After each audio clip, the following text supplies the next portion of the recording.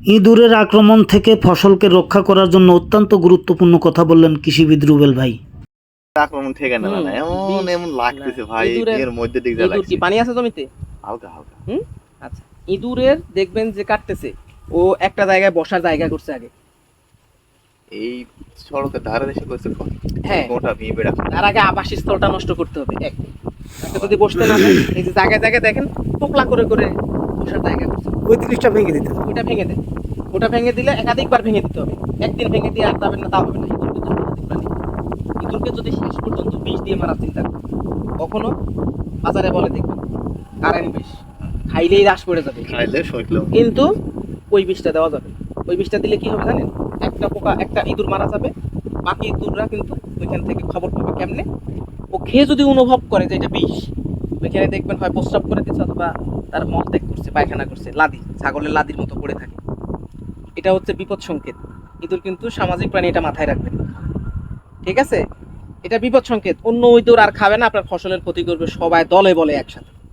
ও খাবার যদি এরপরে তার প্রয়োজনীয় খাবারও দেন, সে খাবে না, সে খাবে না, কখনোই খাবে না। আর আপনাকে দিতে হবে জিঙ্ক ফসফেট, যেটা খাওয়ার 2 থেকে 3 দিন পরে ইঁদুর মারা যাবে।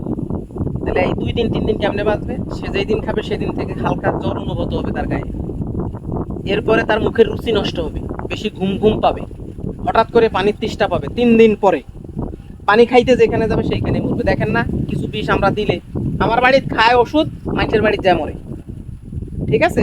মানুষের মতোই তো, ঠিক আছে। ও কিন্তু পানি খেতে দেয় না ভাই। হ্যাঁ, ও কিন্তু কোনোভাবেই বুঝতে পারলো না যে আমি বিষ খেয়ে ফেলছি, কারণ মুখের রুচি নষ্ট হয়েছে, গায়ে জ্বর আসছে, কি বুঝলো?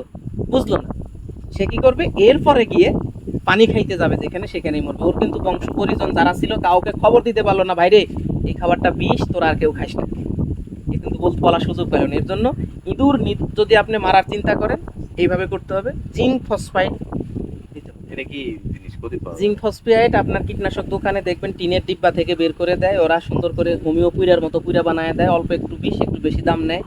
এটা খাবারের সাথে মিক্স করে দিলে কোনো গন্ধ নাই, কিচ্ছু নাই, ইঁদুর সমানে খায়। বিল পাথারে যদি দেন, অবশ্যই আপনাকে শুটকি শামুকের সাথে দিতে হবে। বিল পাথারে কিন্তু লাচ্চা বা মুড়ি খায় না, আর বাড়িরটা দিলে কিন্তু লাচ্চা বা মুড়ির সাথে মিশিয়ে দিতে হবে, কারণ আপনার বাড়ির খাবার যেটা, ওইটাই সে সমস্যা করে।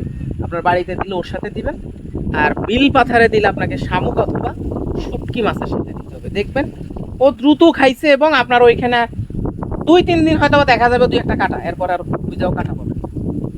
ইঁদুর কিন্তু একটা সামাজিক প্রাণী, আবারও বলে গেলাম, ঠিক আছে? ধন্যবাদ ভাই।